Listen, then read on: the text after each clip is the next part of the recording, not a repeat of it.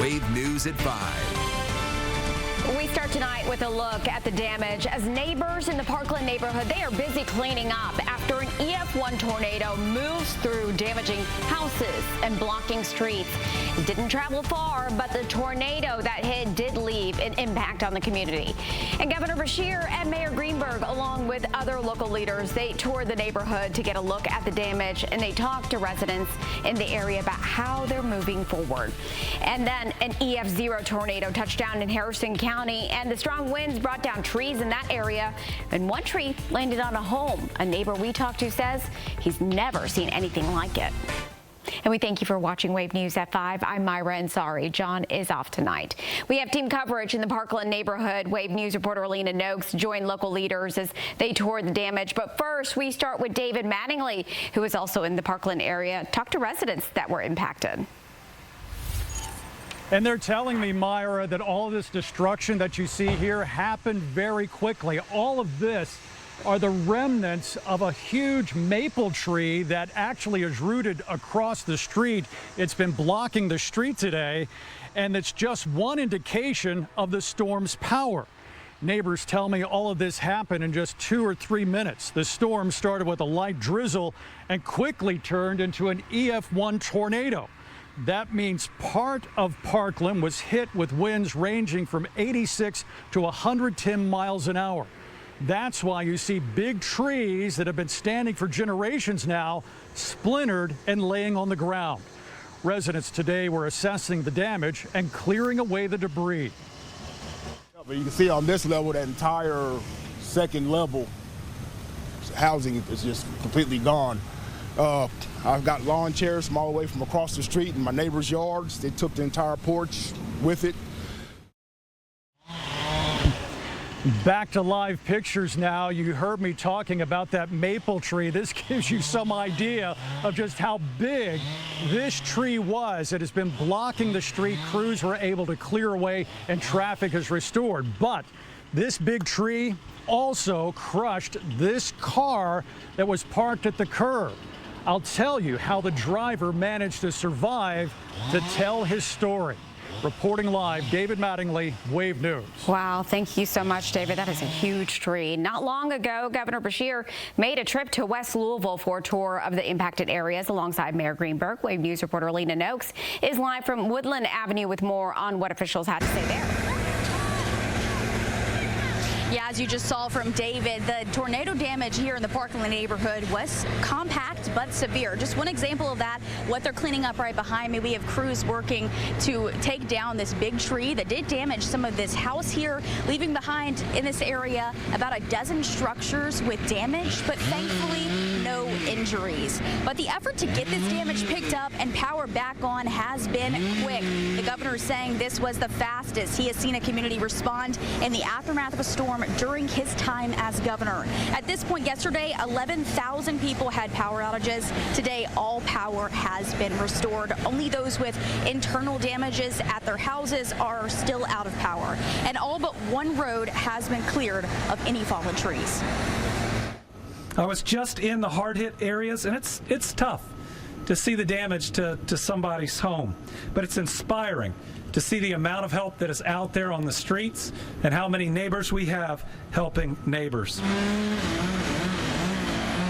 The governor emphasizing today the unusual nature of this tornado to have ripped through this urban area in just 60 seconds or less yesterday. We also did get to hear from Jody Myman with Metro Emergency Services, who addressed those concerns over the lack of sirens going off in West Louisville warning of this tornado. He says it happened so suddenly, not even the Weather Service could have predicted this would have happened. And they're looking to continue working with the National Weather Service to address any concerns going forward. Reporting from the Parkland neighborhood, Alina Noakes, Wave News. All right, thank you so much, Alina. In other parts of West Louisville, they were damaged in yesterday's storms. Chickasaw Park is closed until further notice after the storm brought down several trees and branches.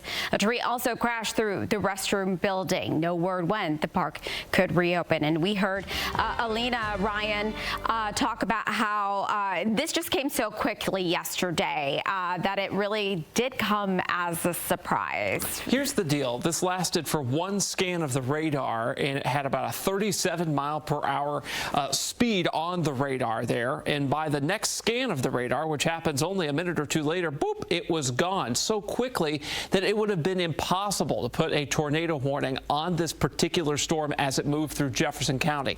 This does happen from time to time, unfortunately.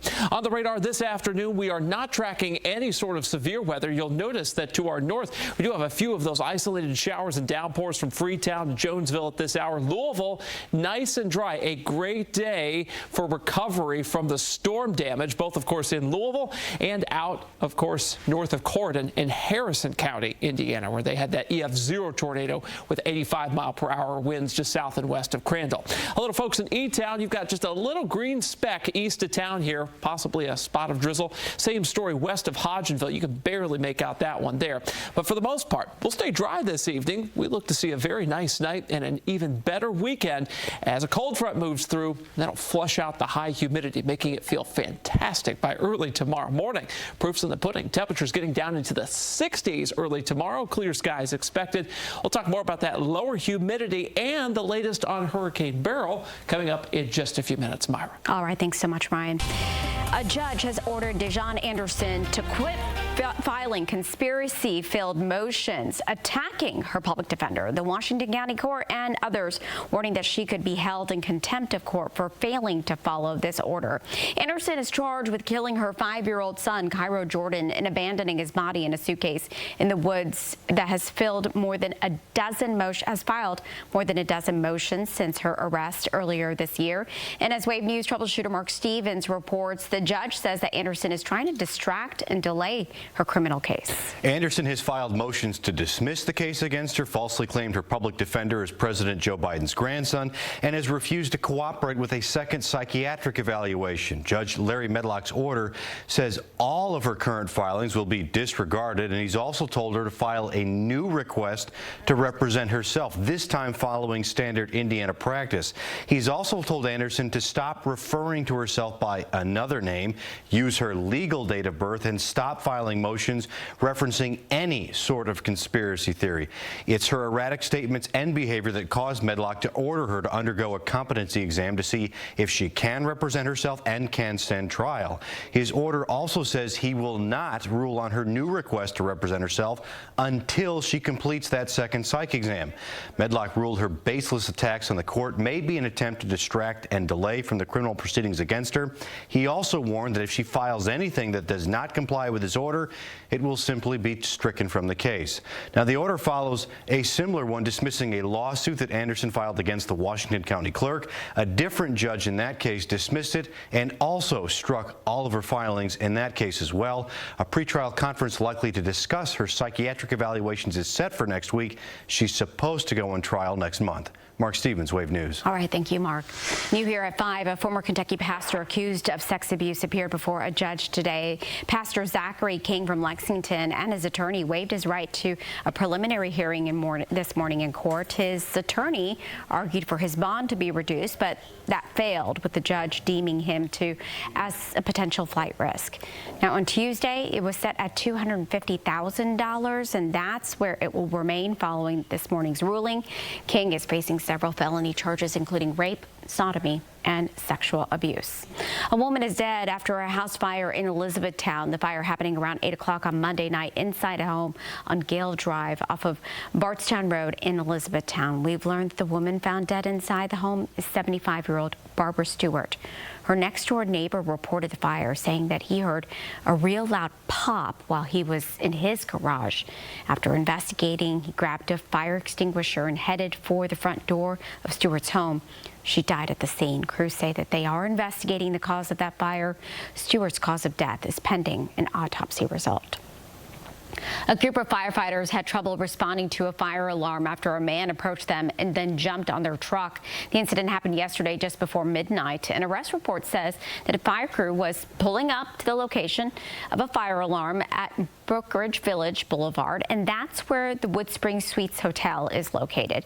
When fire crews got there, they say 36-year-old John Stinson approached them, jumped on the fire truck, and kept crews from taking care of the fire alarm. A witness witness says after Stinson, they got him off the truck, he spit in their eye. He's charged with disorderly conduct and assault.